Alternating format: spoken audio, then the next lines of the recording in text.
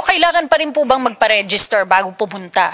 Tama po, no? Yun Iba pa yun. Iba pa yung registration dito sa Authorization Transaction Code. Yung Authorization Transaction Code, ito kasi yung ating sistema before na dapat ay kumuha muna nito tayo. Parang ito kasi yung appointment system. Parang may appointment. Pero kailangan mo pa rin magpa-register. Ngayon, hindi mo na kailangan magpa-appointment. Yes, oo. So, kailangan ay pwede na tayong dumiretso. Lamang ay ready tayo dapat na tayo ay magbigay ng consent sapagkat kukunan po tayo ng litrato kasi kasama yun doon sa magiging record nila. Okay, Sir Ray, bukod po doon sa mga nabanggit natin kanina, yung ultrasound, yung mammogram, consultation, ano-ano pa ba yung mga iba pang mga kalakip na serbisyo sa Consulta Package? Okay, syempre yung consultation.